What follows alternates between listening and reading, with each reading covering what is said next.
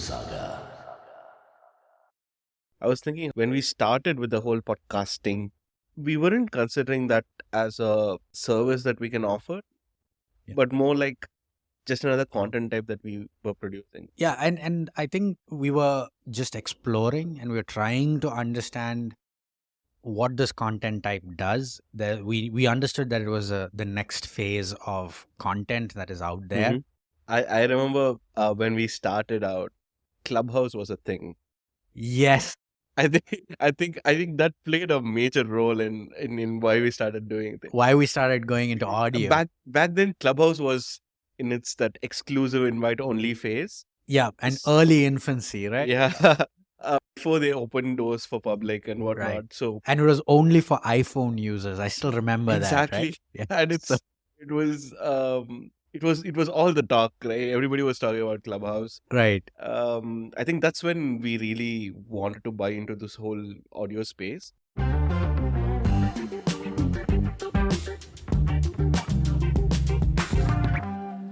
I guess we weren't focused on saying, hey, audio is what I want to do and I want to leverage on this new medium.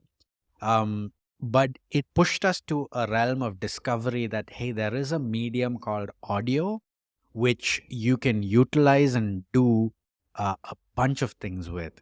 And so I think from that stemmed our daily news podcasts, which I remember I used to script every morning, put all the top articles together, and then have a 5-minute, podcast that went out. We released it on our website. Yep. And so our platform became our distribution channel as well. Yep. Then we started doing podcasts. Back then it was called SaaS Founders Podcast or something. We wanted to talk to SaaS founders back then, right? Because we were just coming out of the pandemic. Right. And the whole software as a service space had just exploded into like a multiverse of its own. We got to talk to a lot of interesting people back then who were really making a splash in SaaS and whatnot. Correct. And I think that's where it all began for us, right? Yeah. And what I found quite interesting was the fact that if you went and asked for an interview to somebody, nobody really wanted to give it to you because they weren't sure, okay, you're going to write an article. Oh, it's another article. But the moment you said, hey, we'd love to do a podcast with you, doors were just like opening left, right, and center. And granted, we had a couple of things going for us at that point in time because Mhm. all of those companies were also growing and they needed to get themselves out, and they were looking at any platform that was offering them a deal to give them a space to tell their story, and they were taking it. So yes, granted, that was an advantage we had, but I think it still was quite interesting to me because there were people who were willing to say, hey, we'll give this a shot. And the fundamental fact being that it's not an established medium, right? It's still an experimental medium in a lot of ways because you write blogs because you want to be SEO friendly and get found. Why do you create a podcast? It's an interesting question for sure. There's a lot of things, right? But back then, all this, at least for us, right, as a company, we didn't notice so many advantages of doing a podcast. Right. So right now we have a framework, at least, right? Mm-hmm. So back then it was just a way in which we can talk to really powerful people. Correct. So that was enough on its own, right? So we get like this person on our show and that gets Right. featured on our website, and that itself drives the mileage, and that's going to solve your SEO problem because you say, hey, come to my website, check out, this person is there. And that itself was great at that point.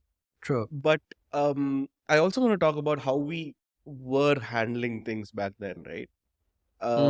We really didn't care about how the podcast sounded. I mean, we did to an extent. We didn't want to invest on equipment back then. Well, we weren't sure what to invest in, to be honest. Like, True.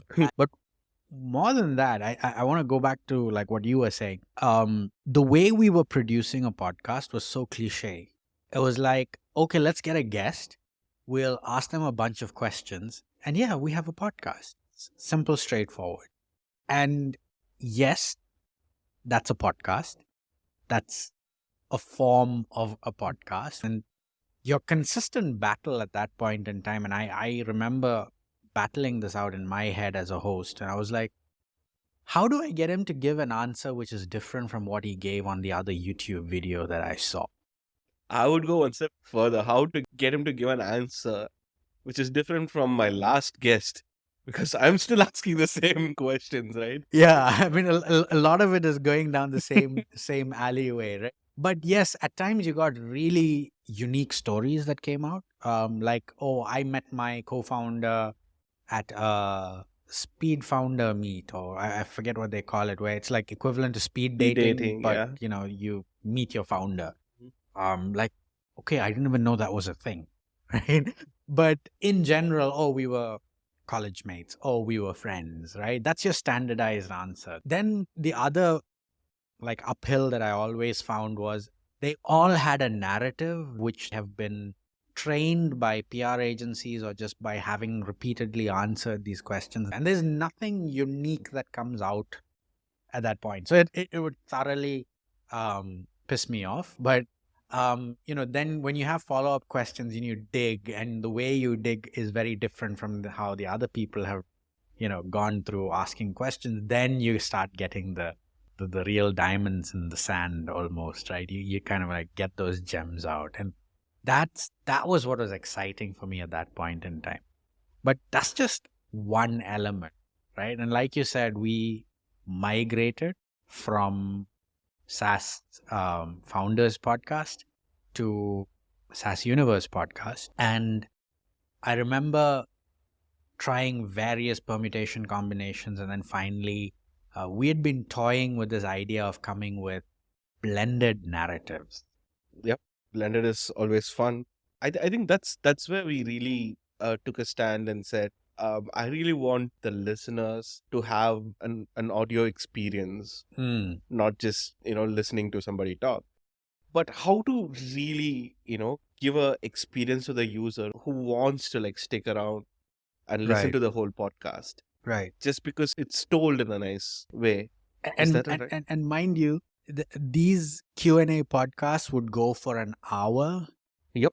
Who has the time to listen to you for an hour? Two people yapping away, literally, right? Let's be realistic, right? Like Mm, somebody's on the show mm, and they're talking about their life journey. Who really consumes that content? right. For example, if you're on the show, you're gonna share it to your friends.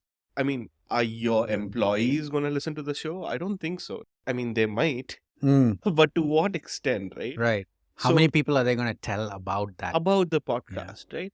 So the thing that we really unlocked with the whole blended narrative is to bring the power of storytelling to the whole, formula, Narrative. right? Yeah. So that's when we really saw a spike in listenership. Mm, We noticed people sticking around for the podcast to a longer period of time. But we also worked on very specific things that we wanted to, include in the blended narrative. First things first, everybody wanted to, talk in lengths about their life story. right. So we got the opportunity to trim that down to keep Yeah. it crisp and tidy. We also had the opportunity to include elements every. Our rule in the office is 90 to 120 seconds. Right. So every 90 to 120 seconds, there should be a moment in the podcast. So Mm, that's going to set up the next moment, right. and that's going to keep you listening to the whole show. Right. And Mm, we were able to really, really elevate the quality of the podcast. yeah. Something very simple, but also something. Effective. Yeah. I think because you're telling the story from a different perspective. Mhm. And so the people listening to the same guest sees a different side of the person. So it's not the same narrative that's coming out, but you kind of have changed the narrative to be a lot more listen worthy, right? So that's where we are with podcasts. We started out doing news, then we graduated to interviews. Now we are making stories out of interviews, I think. Yeah. I think it's exciting from where we were, and uh, we are growing into doing something really fun, and hopefully our audience would appreciate what we do. And yep, that's Yeah. where we are. All right. So I think that brings us to the end of this beautiful episode. Subjective term, Ben. Subjective, yes, I understand. Do like, follow, subscribe, everyone, whoever is listening out there, and we'd love to hear from you on what you would like to know and hear as well. Mail us at podcasts@ubersaga.com, and we'll try and get you Uber stories. Nicely done.